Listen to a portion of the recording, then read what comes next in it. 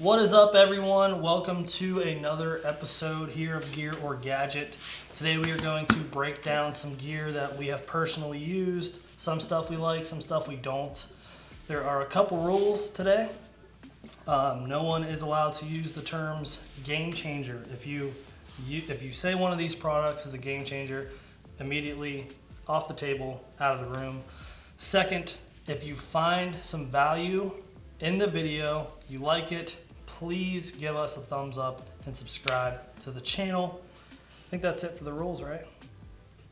No brand bashing. Oh yeah, we are not here to give any brand a bad name.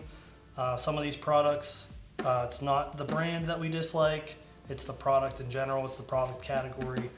And yeah, that's it. So yeah, let's dive in. Chad's gonna start us off, and what we're gonna talk about is rope mod, climbing stick attachment versus Amsteel Daisy Chain.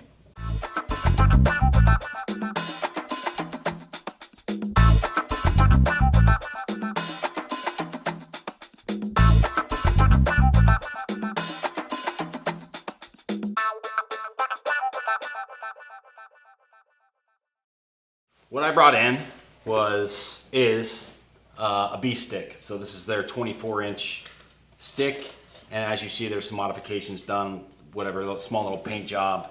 And then the attachment method that we're talking about is this. So this is the 8mm accessory cord that I have modded out. This is about 8 feet long. This is probably longer than what it needs to be. If I could go back, or maybe I'll do this in the spring, just trim this down, because I never use this full length. I mean, I can get in some monster trees, and I still have a tail left, and I end up just looping this stuff around to keep my set nice and neat without having things, to trip over or get caught or whatever when I'm climbing down. But we're talking about the rope mod versus Amsteel, and have experience with buckles, have experience with rope mods, have experience with some Amsteel, whether that's Daisy Chain or a different type of method. And my personal favorite is the rope mod. We've kind of played around, tested different scenarios, different use cases, and I think this is just like a coverall where it is applicable whether you're talking about a specific tree or a specific stick, because depending on what kind of stick you have, you may or may not be limited to rope or Amsteel or Daisy Chain or maybe a different method. So it's important to understand what kind of speed buckle that you have here, because it's going to affect what you're able to use. But the reason why I like paracord, or this accessory cord, this rope mod, is number one, we got to talk about price, because when you start looking at Amsteel, it can be expensive. Cameron, you were running Amsteel last year. What it cost you to outfit 4 sticks? So mine was actually custom made from a guy locally, so I didn't pay a whole bunch. But if you were to buy these from, say, like Eastern Woods, it's like $25 a stick. Yeah. Like $25 a rope for a stick. So 4 sticks, you're at $100 for your climbing method rope attachment. Yeah. I don't know what I paid for this. I bought 100 feet, and we did, I think some sticks you have, some of those XOP sticks. I have some XOP sticks. So basically every portable stick that I have is outfitted with this. So I might have spent $80 and got, 150 or 200 feet of this, and then just kind of took it off that spool and outfitted everything I have minus stands. But super, super easy to run. I like it because it's a little heavier than Amsteel. It's a little bit easier if you're on a bigger diameter tree to kind of get some momentum and whip that thing around and grab that tail. And I know there's a lot of guys that you just put it on the end of the stick and reach your stick around. But this is just super, super easy to work with. It's tough. You don't have to worry about it fraying or coming apart. It's more than strong enough to, hold myself. I'm 220 pounds. It's capable of doing that. And ultimately, it's just easy to work with. Now, the thing I don't like about this is, one, it's a cotton material. It's not cotton, but it's a absorbent material where it's going to hold scent. So that is something that I'm a little conscious of, where I store these things, how often I'm touching them, that sort of thing. Where Amsteel, you don't really have that as much as you do this. Well, why, in the first place, let's talk about why we're using a rope mod or a modification in general? Like, why are you using this That's a good point, yeah. rather than... So the thing, it's, for some guys, mobile hunters are looking to shed weight. So they're looking at what they can take off the stick or cut them down or do things to save weight and make them more packable, make them lighter so they're not carrying as heavy a load. Like, that's not the reason that I did this. The reason that I did this purely was for speed of hanging, ease of hanging, and I don't have to worry about noise. Like, I'm not worried about a metal buckle or cam lock, metal on metal contact. I know that you can go through and stealth strip your stick, or in the past I used inner tube, rubber inner tube. I would put over my buckle, like even on my stand. I still do that, so you don't have to worry about that buckle on buckle contact. But this is just easier to work with. It's already attached to my stick. It's easier to throw around. You make a simple, basically you just cinch this behind, like you wrap around a tree and cinch this behind a speed buckle, and the pressure on this rope keeps it's impossible for this to ever pull out. It's like a Chinese finger trap. Yeah, so you have the back pressure of this stick after you get it locked in, so you would wrap that on a tree, run that back through and over your why am I drawing a brain fart? Like, there's a Versa button. Yeah. So you wrap around your Versa button and run that loop down, and you set your stick, and that is so rock tight that it never comes undone. Like, the physical force of you stepping on it and gravity keeps it locked. It's impossible for it to ever come undone. So yeah, I do it because ease of use, the speed, and then the noise savings. Like, that's why I did this. And there was one other point I wanted to mention. Like, when you look at something flat like a buckle or a nylon strap, when you set your stick, you cam your speed lock in, you cinch it down, and you set your stick. The stick usually doesn't move a whole lot. With this rope mod, it tends to move more than it normally would because this is round, and it rolls. You can see it roll. It's not this stretching, but round on a round object. You have round rope and a round tree, so this actually rolls sometimes, or basically all the time.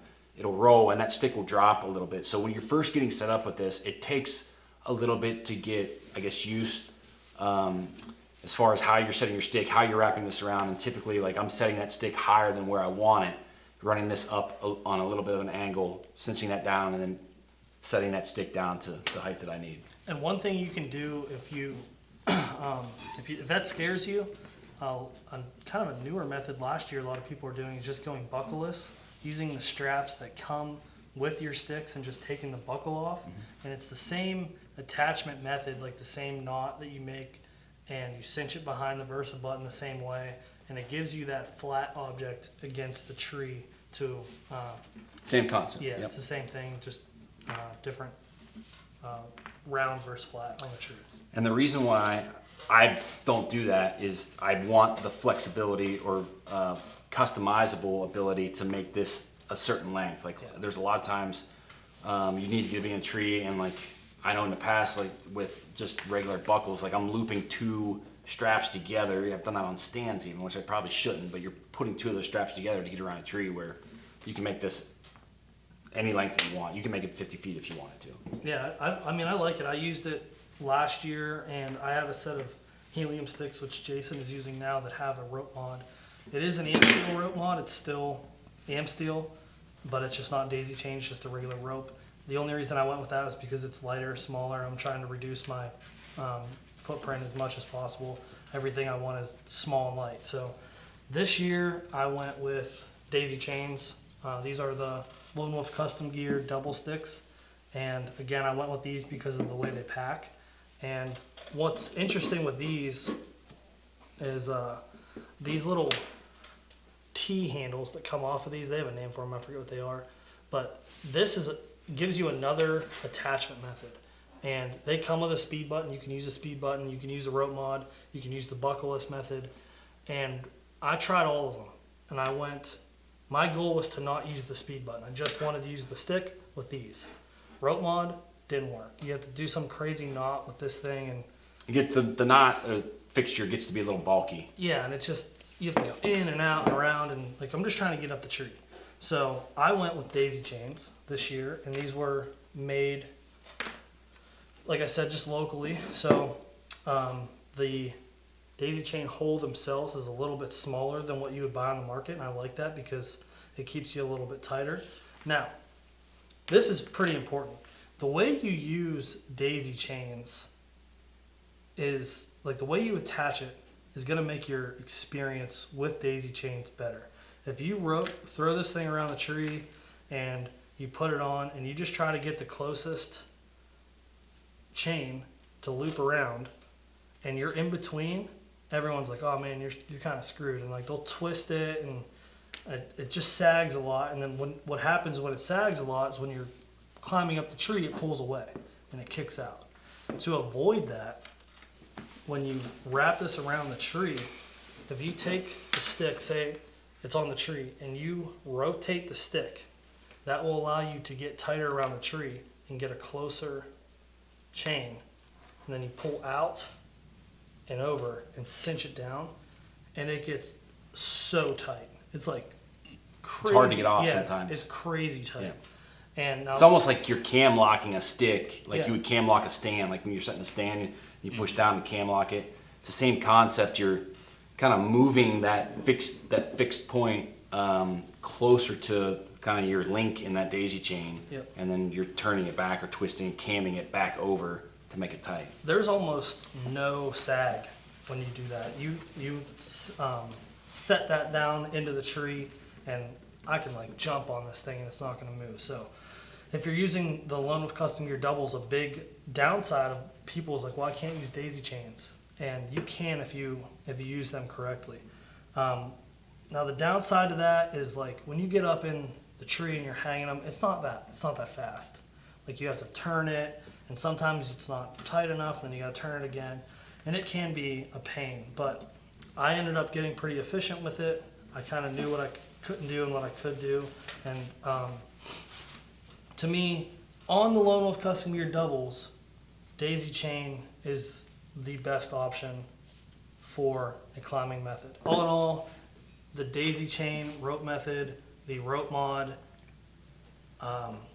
all of the different modifications you can do to a climbing method, I think it's gear. I don't think it's gimmicky. I don't think it's a gadget. I think it's something that makes your hunting experience simpler, easier, and more efficient. The mods, they're definitely gear. Any future purchases, my stuff's gonna be modded out to make it work with what I'm doing. I think that's the important thing. A lot of this stuff works, but you have to know what your system is, how you like to hunt, and what the objective of that modification is for you. And then this kind of gives you a better understanding of which way you can kind of spend your efforts. Yeah, absolutely. So scale 1 to 10, that's kind of the meter we're using. Where does this fall? This system, your system right here, what do you give it? The rope mod, I'm gonna give it a 7. 7. Yeah. Okay, what would you give like the strap out of the box? What number is that? A 4. Really? Yeah. Okay. What about you? I'm gonna give the Amsteel Daisy Chains, and again, this is like very specific to this stick because I have Hawk Heliums that I'm not using daisy chains on. I'm gonna give this a 7 as well. I'm gonna go the 7 on the Lone Wolf Custom Gear Doubles. Daisy chains on other sticks, like, I don't think they're necessary. Okay, and compare that to a strap out of the box. I think the strap out of the box is like an 8, So personally. it's a step backwards? 8? Yeah, well, it might be a 7. Why would you stay on this strap? I'll go with a 7. I'll say Equal it's to. Yeah, it's equal. It's quicker. It's faster.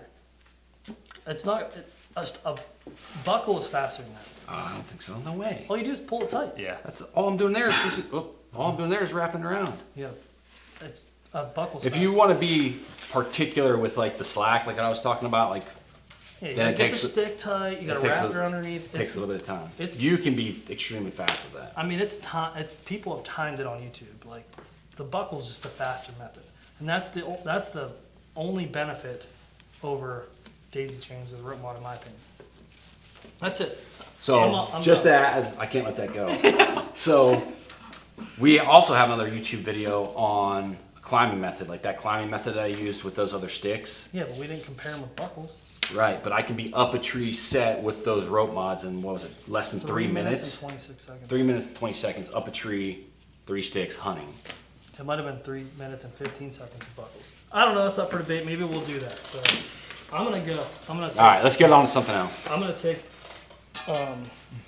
This one's coming right for Jake's heart. So this here is a bottle of dough in heat, and I'm gonna come out with my perspective. I think it's gadgety, and the reason being is it's expensive, and I just think like this bottle of dough and heat estrus was like 15 or 16 bucks, and I have never ever had a deer come in when I had that set out. So I have a couple theories as maybe why, and I don't know if this is just like ingrained in my head from my old man, but we hunt very, very heavily pressured deer in Pennsylvania, and they've smelled it all. They've smelled tinks, they've smelled every estrus in the world that you could throw at them that comes from a store, because everyone grabs their doe and estrus and dumps it on the ground, or people dump it on themselves, and those deer come in, and those hunters aren't paying attention to the wind or whatever, and they catch them, and they correlate that smell with danger. Because I'm sure they can tell the difference between what comes out of a live doe and what came out of this bottle. And to me, I think there's $15 better spent somewhere else. Now, maybe it's effective. Maybe there are use cases, and I'm sure there are, but I'd rather buy a thermocell, or I'd rather buy, like if it's between spending an extra $15 on maybe the Allplex line, like if I'm gonna buy a new rope and I wanna buy something better, I'm gonna buy that over a bottle of dough and heat. I just think it's one of those things that's marketed in the industry as like a must-have, or something that's gonna change the game. Good save. Close. That's fair game. I'm bashing that. Yeah. I'm bashing that terminology as in like, you have to know what works for you and in your situations, and putting this on a tree isn't gonna. Here's my perspective on it. One, all urine that's coming out, and I know some scent products have more than urine in them. They want to call them vaginal secretions, or we just got demonetized. I was kidding. Whatever that is. But urine out of a mammal is breaking down to ammonia like in 30 minutes. It doesn't matter if I pee somewhere, or if a deer or dog, like 30 minutes. Like I get the pheromone thing, and like there's other things in urine. So that's one thing that I think about. The other thing I think about is like a 4, 5, 6-year-old deer. They already know every deer in that area. Like they're communicating through scrapes. They know the smell of other deer. Like they already know the inventory of the animals there. Yep. My third thing is, like, if you want to use that on a scent drag, or you want to put it up on a scent wick, like, you physically have to go do that. And like where you physically are, you're leaving ground scent. You're leaving ground scent. You're leaving a footprint there. Yeah. So if you take one of those sticky things you put on your boots and spray that on your boots, well, it's you're just putting doe urine on top of human scent. Yeah. So an attractant on a detractant. Yes. Yeah, it's like upper and downer. So you probably have a different opinion on this, well, because you had a deer farm and a deer pea business. Yeah, so here's the evolution of that, just for everyone curious. So I've always been kind of entrepreneurial spirited, but take it for what it is. My freshman year of college was like the explosion of Web 2.0. Socials are exploding. I was on the forefront of that. I liked hunting, so I created some niche pages in that. Now, anyone in their dorm is going to think, okay, I want to start selling a product to these. I want to build a business. What would I have the lowest cost of goods on and the highest margin? Well, we have a deer farm. My dad loves we're always going to have deer. So what if we collect some of their pee? But I just don't want to freeze it and ship it. I want to have a competitive advantage. So I wanted to collect it and ship it within 24 hours with USPS, 48-hour delivery. Now there's up for debate. I mean, you opened it up. I still think to the human nose it smelled like pee. In terms of how much, how many more deer hit the ground because of what was used of it, I don't know. But I've had the luxury of like literally like a deer peed within hours and going out and either like putting it on a mock scrape or using it as a cover scent. And I do, take it for what it is. And I know there's no hard data, but I felt like sometimes you get away with a little bit more when I was using it in comparison to nothing. So what would be like a good use case? Like you have fresh urine. Like is that you? you mentioned scrapes. Yeah. Everybody knows you're a giant believer like in 'em. scrapes. Yeah. So is that you applying that in a scrape that's already active? Is it a mock scrape? Like yeah. Or even like using some of the buck urine for, competition of different deer. And now, I also haven't used it in recent years, and I've had great success on scrapes too. So I don't know how much, it necessarily enhanced that, but there's just like the trail camera space where there's a lot of fake marketing terms, that this industry is just as guilty, and I wanted to stay away from that 100% because I'd have people calling me, hey, when are you gonna have doe and estrus? When are you gonna have doe and estrus? Like, I don't have a lab to tell you, like, I'm not putting this to the lab to tell you if this doe is an estrus and here's doe and estrus P. Like, here she's starting to act a little weird and the bucks are acting strange. Like, okay, like one of the stalls, like I would drive, coming in to hunt, and I had to go ship orders in between hunts, and there'd be bucks like trying to get into the facility where they're at. So it's like, okay, here's the list of people that said as soon as that happens, so I have that working list. I mean, it was a very cumbersome business to run, but I learned a lot, and I wouldn't change that for anything. But I still get people every October, November, hey, and it's like, sorry, I just don't have time to do it anymore. Right. So I do think that if you had deer in your backyard and you were able to use them as a cover scent, I do think that there might be some validity to that. I've even taken, I'll take like some of our more tame bucks, like I'll take a fake licking branch, rub it on their forehead and go put it out there. And once again, there's so much visual aspect, and it's just tough to say, did this enhance this by 10%, 50%, 0%?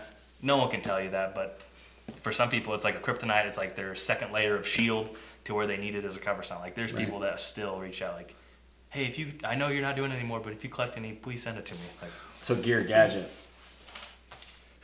Can't do this too. It's my roots, man.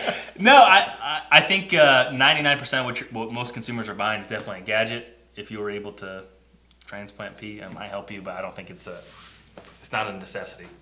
I'm going Gadget.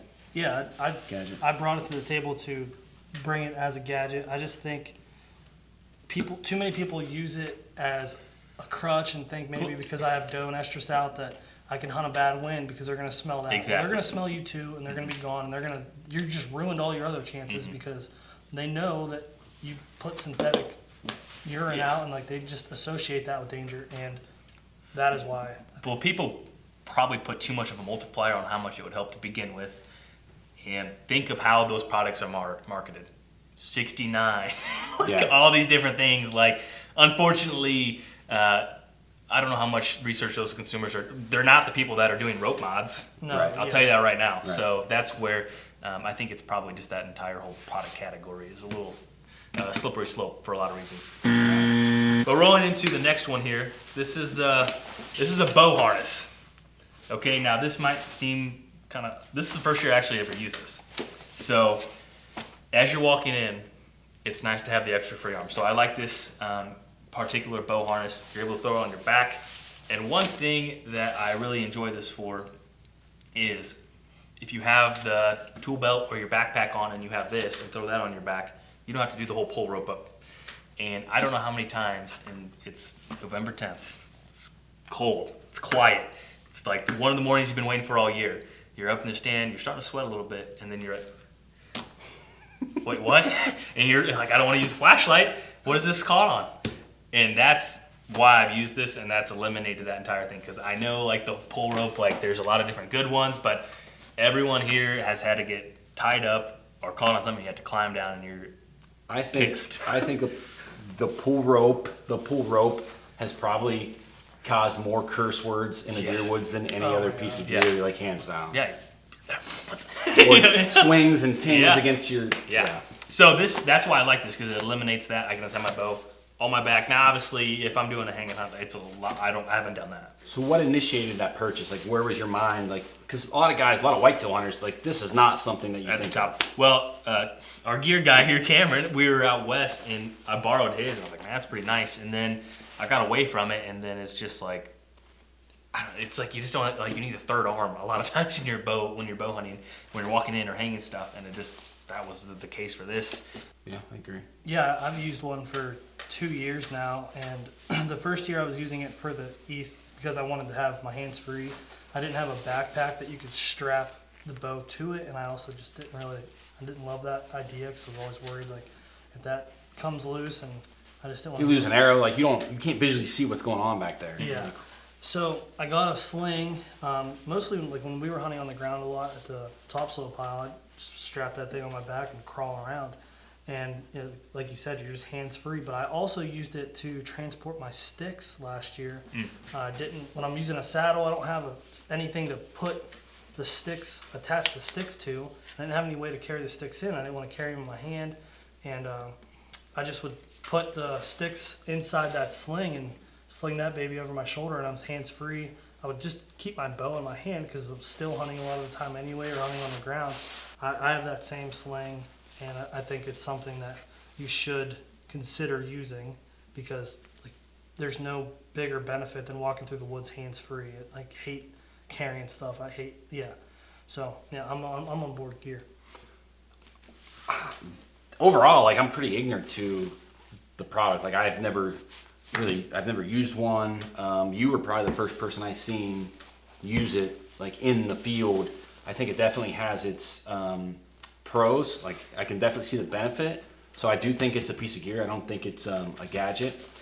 But for me, I don't think it necessarily fits my whitetail style, really. I can't see it really benefiting. I mean, I have a somewhat particular way of handling my pull rope so it doesn't get tangled, but it's still, you still have that swing effect, like it branches or whatever, like it doesn't solve the problem. So I definitely see that thing being applicable for that.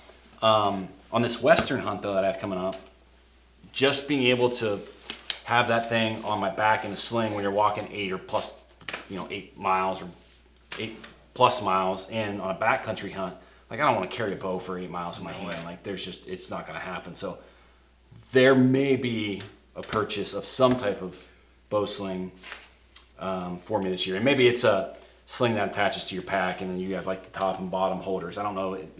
It probably is not going to be a shoulder sling like this, but I can see especially for Western hunters, like doing those backcountry hunts, like I don't see how you can not use that. In your hunting arsenal. So I think it's a piece of gear. Sure, yeah.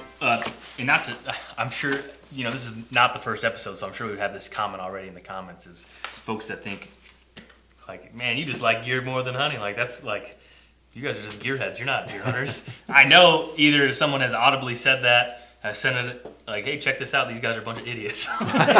Something that has happened, and I'm aware of that, and, whatever. But, and that's, I'm pretty ignorant to the whole gear. Like I don't dive into that. Like I just don't care. Like if I have what's working. But I will say Cameron's the gear guy of the group and his suggestions are usually pretty solid. The Oplex rope, which was on another episode, major upgrade. I wouldn't have used this if I didn't borrow his out west. So it's like, don't be so close-minded because there's always room for improvement. Not that you have to be like constantly tweaking things, but there's, you constantly get better. Yeah, there's ways to make your hunting experience more enjoyable. There's ways to make things easier. I'm a firm believer in working smarter, not harder. So, yeah, that's where my perspective comes from. There you have it. If you guys enjoyed this episode, be sure to hit the like button if you haven't done so already. The YouTube algorithm really likes it, and so do we.